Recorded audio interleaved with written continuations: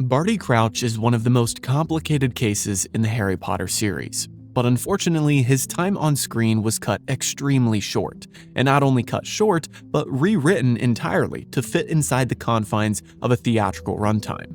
While it makes sense that his entire story couldn't fit inside the film, it is a shame that no honest traces of it remain, because I find Barty Crouch and his son's story to be one of the most interesting in the first 4 books. It's our first look into the more serious side of the wizarding world, and we witness a man blinded by power as he uses the guise of fighting evil to rise through the ranks of the Ministry of Magic, going so far that he eventually breaks down entirely and dies a tragic death. So stick around for today's video as I uncover the climax of Barty Crouch's mysterious past and dark choices, when Harry looks into Dumbledore's pensieve and relives some very interesting memories. And by the end of this video, you'll know some important details that never get revealed in the movie. My name is Gibby, and welcome back to episode 56 of Movies vs. Manuscripts, Harry Potter Edition.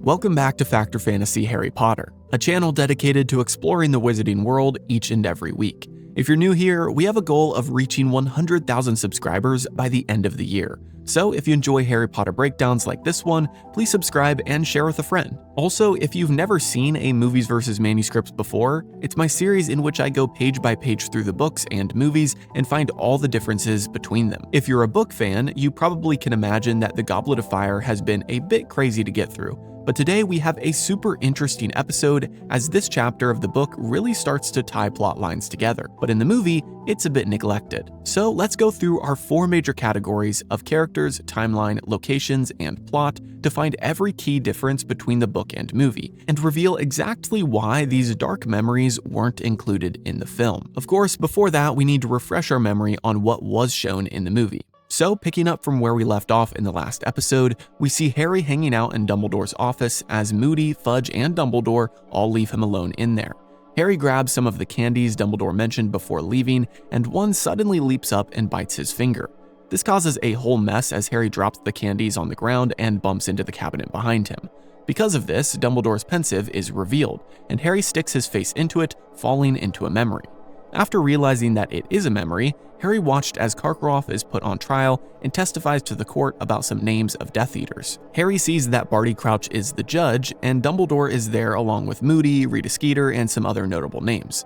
Karkaroff has no luck with the first few names that he mentions, but eventually he gets to someone named Rookwood, who is still working at the Ministry. This isn't enough though for him to be allowed out of Azkaban, so Karkaroff offers up one last name, Barty Crouch Jr. This wizard happens to be present at the hearing and tries to run away but gets hit by a spell from Mad-Eye Moody. Barty Crouch Jr. then practically admits guilt as he resists arrest and acts creepy towards everybody. Barty Crouch Sr. is appalled and sends his son away, and Harry gets brought back out of the memory into Dumbledore's office. Dumbledore is standing there and they chat about the memory. Harry also shares about a dream that he's had multiple times, saying that he recognized Barty Crouch Jr. from it. Then, after leaving Dumbledore's office, Harry encounters Karkaroff and Snape in a hallway closet. Karkaroff is showing Snape something on his arm, and then he quickly leaves when Harry arrives. Harry tries to walk away quickly, but Snape calls to him and interrogates him about stealing ingredients from his potions closet. After threatening Harry with Veritaserum, the scene ends, and that wraps up what we're covering for today. So let's kick off our analysis by taking a look at the first 3 categories, which are character, timeline, and location differences. First up for characters, we're missing someone very important, Bellatrix Lestrange. That's right, all the way back in the 4th book, Harry gets a peek at one of his future enemies as Bellatrix and her gang are put up for trial. I'll explain more details about this later on, but again, the movie cut out 2 of the 3 memories Harry witnesses in the book version of the pensive scene. On top of Bellatrix's involvement, we're also missing Ludo Bagman, Barty Crouch's wife, and Bertha Jorkins. Now those are just the people who were missing, but there are some more character-related changes here when it comes to looks. First, Mad-Eye Moody wasn't actually Mad-Eye yet. In the book, he still had both of his eyes. And second, Barty Crouch Jr. was only a teenager in the book. He was not a fully grown man like what they seem to show in the movie. Again, I don't want to give away too much here because we'll cover more of this later on in the video. Next, we've got our timeline category, and there are 2 main changes. First, the Snape scene is actually from way before this. I believe we covered it in the last Movies vs. Manuscripts episode, so go watch that if you haven't already. Here's a brief refresher though. Harry got in trouble in potions class, Snape moved him to the front next to his desk, and he threatened Harry with Veritaseum there while all the other students were occupied. Then after this threat, Karkaroff barged in and demanded to speak with Snape. Because Harry was next to Snape's desk, he was able to eavesdrop, but he never saw Karkaroff's arm like the movie shows. After all, if Harry saw the dark mark on Karkaroff's arm, I think that would have caused more issues. This is an interesting choice to move this later on in the movie, and in the deleted scenes we see that they almost do this during the Yule Ball as well, but opted to just keep this scene. Personally, I think they just wanted a little more build-up before the third task started, so they were like, let's show the dark mark now to make things more ominous. Anyway, other than that, we have one other timeline issue, which is the fact that because we see multiple memories in the pensieve, we see that they are spaced apart in time. We don't really know how far apart they are, but it was enough time for Harry to notice a distinct physical difference in the appearance of Barty Crouch Sr. He looked young and lively in the first memory, but by the last one he was worn and exhausted. So it could have been months or years apart. And finally, our location category is short as most of the scene just takes place in Dumbledore's office. But there is one difference, and that is of course the fact that the Snape scene is actually in Snape's classroom in the book, not a random potions closet in some hallway. By the way, I don't even think this is where the potions ingredients were. I think they just reused a hallway set they'd already built for the film instead of just showing his classroom or his office. After all, if they did that, they'd probably have to rebuild a new set. Now, before I head into the plot changes, I wanted to give a shout out to Jason, Joshua, Timothy, RoboSteve, and all of the other incredible Patreon and YouTube members who help support this channel each month. Also, if you're wanting to relive these moments for yourself, check out the audiobooks on Audible. Using my link in the description, you can get 1 month free, which gets you 1 free audiobook of your choice. You can cancel at any time and keep the audiobook when you're done. It supports the channel as well at no cost to you, so it's a win-win. Now with that being said, let's jump into the plot changes. To start things off this week, our first plot change comes right as Harry is approaching Dumbledore's office. It must be said that in the book, Fudge and Dumbledore aren't having a heated argument. Obviously, as we all know, Goblet of Fire Dumbledore in the movie is a bit fiery, but in the book, Dumbledore is still his calm self, even if he disagrees with Fudge's assertions. The key difference here, though, being that Fudge's assertion is that perhaps Madame Maxime is behind Barty Crouch's disappearance. Remember, unlike the movie, they don't find Barty Crouch dead in the book, he just disappears. Anyway, the reason Fudge thinks that it's Madame Maxime is because she is half giant. Now obviously, they couldn't have included this in the movie because they already left out that subplot from the book. If you don't know what I'm talking about, then go back and watch episodes 52 and 53 from a few weeks ago. Just a brief refresher though, Hagrid was outed as a half-giant, and in the wizarding world, there is a lot of prejudice against giants for being violent creatures, because they are.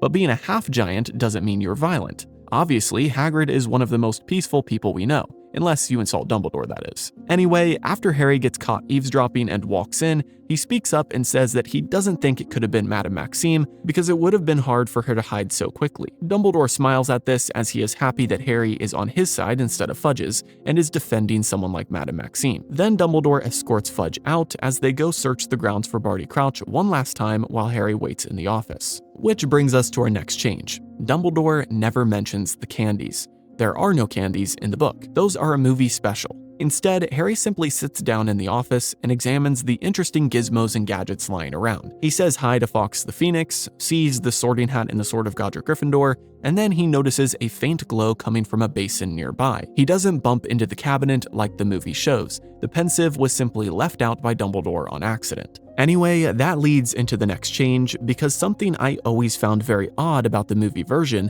is how quickly Harry puts his face into the pensieve. In the book, he is much more cautious. After all, he's had 3 years of craziness to train him not to trust this kind of stuff. So he takes his wand out and prods the liquid memories. Suddenly, they swirl around and show him a courtroom view from above, as if he's looking through a skylight window.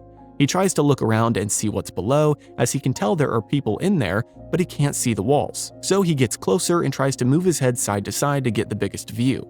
That's when he accidentally touches the tip of his nose to the liquid gas and gets sucked in. You know, as I was putting this episode together, it really struck me how rushed this whole scene is. We haven't even gotten to the memories themselves yet, but even in these short bits we've got cut dialogue, and Harry just practically diving into this unknown basin full of a strange liquid or gas or whatever it is. No hesitation. Anyway, now that we're into the memory itself, we have quite a few changes. First up, there's a quick one, and that is that there's no cage in the center of the room. Instead, it's a chair with chains on it. The version in the movie is a bit medieval. I get that wizards are behind on technology, but they don't really need a cage like that. I mean, we see people on the side there just tightening metal spikes to limit Karkaroff's movement. Did we forget we have magic? Y'all can just cast a spell to immobilize him or torture him. I don't think you need metal spikes. Also, no one shakes their hand through Harry. He simply figures out that he is in a memory after talking to Dumbledore with no response, and waving his hand in front of Dumbledore's face. He then recalls what it was like to be in Tom Riddle's diary, reliving his memory of the Chamber of Secrets. So Harry comes to the conclusion that he must be in another memory. Next, Karkaroff isn't raised into the cage because, as we addressed, there is no cage, so how does he appear? Well, he's brought in by 2 Dementors. Now, other than this being a simple change between the book and movie, it makes me think of a deeper meaning. You know how later in the series we see Dolores Umbridge keeping Dementors at bay while she conducts a trial on a Muggle-born witch at the Ministry? Well, this kind of reminds me of that. For the most part, nobody wants to get near Dementors. Wizardkind keeps them on Azkaban Island, which is home to the wizard prison. Even in the 3rd book, we see how extreme it is for Fudge to allow them to patrol elsewhere. And as soon as the Sirius Black stuff is wrapped up, the Dementors are sent straight back to Azkaban. Anyway, I find it interesting that the only 2 times we hear of Dementors at the Ministry are when a super strict Ministry official is conducting a trial on behalf of what they think is the greater good. Despite Umbridge and Barty Crouch having different beliefs regarding Muggles, they both are very similar archetypes. So I wonder if Dementors bringing wizards in for trial was normal, or if this was a specific thing they did while Barty Crouch was in power. Let me know what you think in the comments. Anyway, enough of that tangent, let's get back to the changes. Next, another small difference is that Harry notes Mad-Eye Moody is only Moody at this point. He still has both of his eyes, and when he says the Death Eater took a bit of me with him, he actually meant a chunk of his nose, not his eye. But for visual purposes, I can see why the movie would swap that tiny detail. And now, with those tiny details out of the way, we get into more of the meat and potatoes of those memories. Our next change is that there are indeed 3 memories instead of just the 1. For the most part, the first memory is a similar narrative to the movie, with Karkaroff giving names in exchange for his freedom. But obviously, it's kind of a combination of all 3 from the book to help condense time. In actuality, the book tells us that after Karkaroff gave the name Rookwood, he gets sent back to Azkaban while the Ministry deliberates and looks into this name. And we're left to assume that after the eventual arrest of Rookwood, Karkaroff obtained his freedom. Karkaroff does not give Barty Crouch Jr.'s name like the movie shows. That comes in a later memory. So what are these other 2 memories? Well, that brings us to our next couple of changes, which are the omissions of these crucial 2nd and 3rd memories. The first omission is the 2nd memory, which is of none other than Ludo Bagman on trial. This is super interesting for book fans because we've seen Bagman all throughout this book. If you're not familiar with the books, the simple version is that Bagman works for the Ministry and organized the Triwizard Tournament. He also used to play professional Quidditch, which is the time period we see in this memory.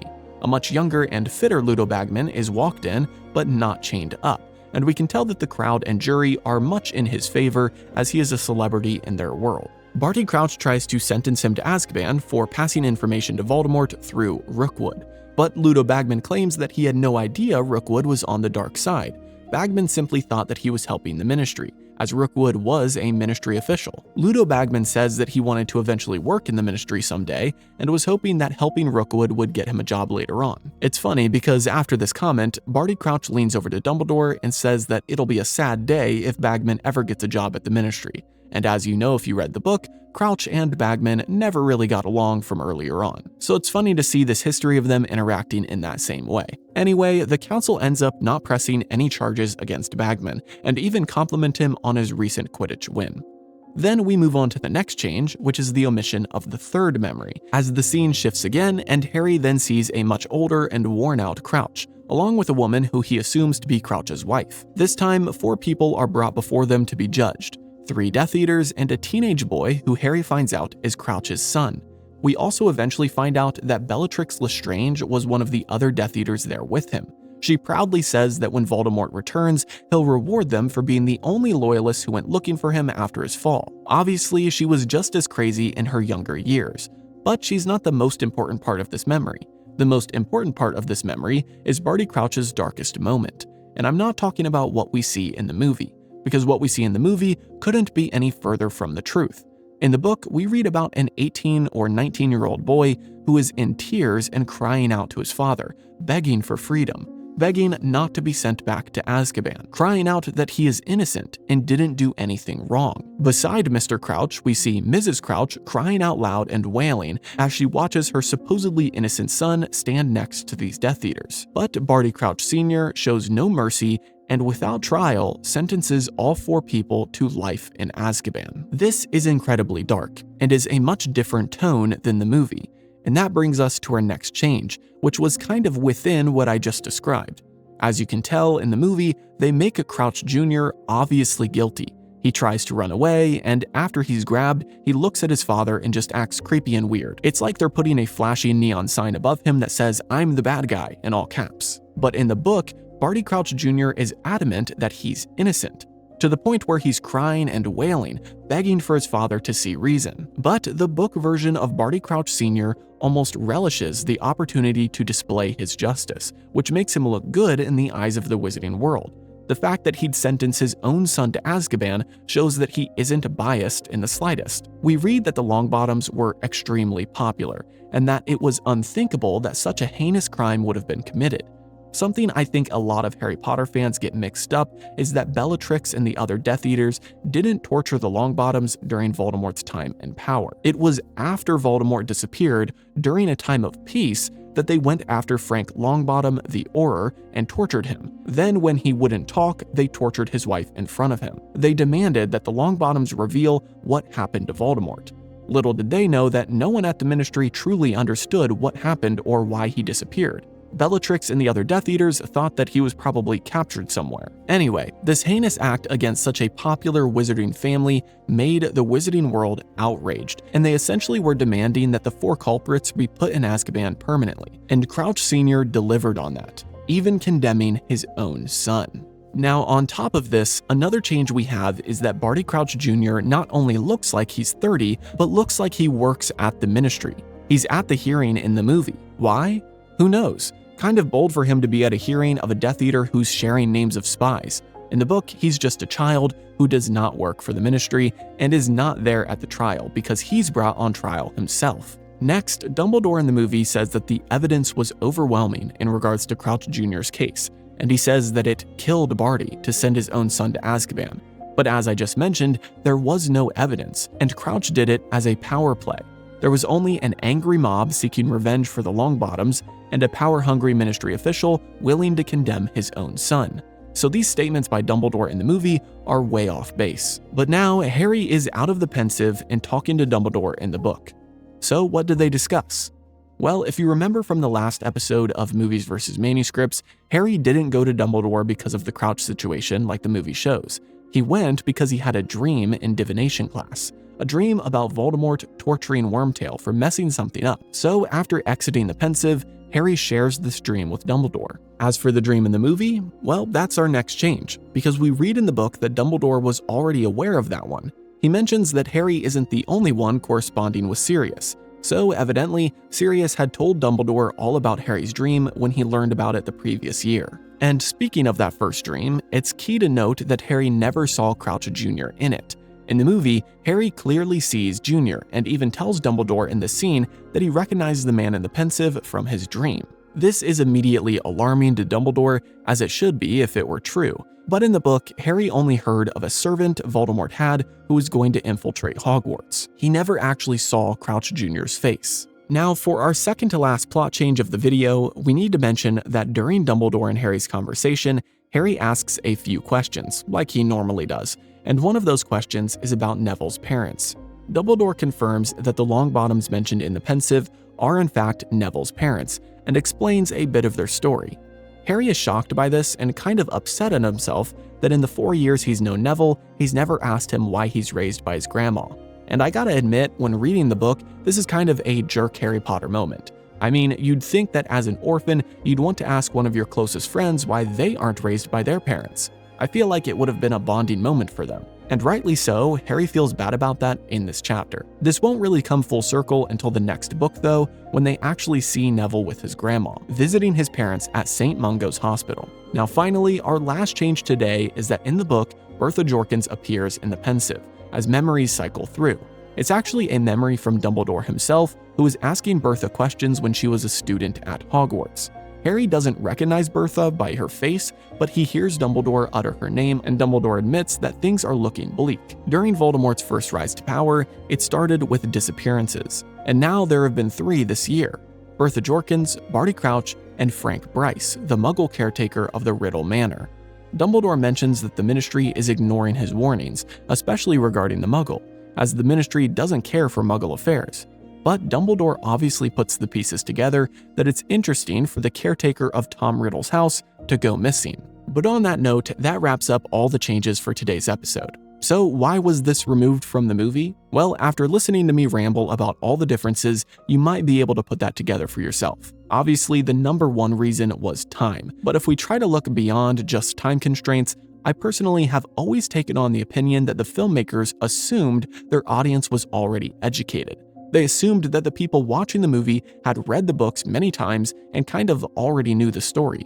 Therefore, why would they take the time and energy to write out a complex backstory for a character who would only last in one book? That's the difficulty of the Goblet of Fire. It has so many one-time characters: the Crouches, Winky the House Elf, Ludo Bagman, and more.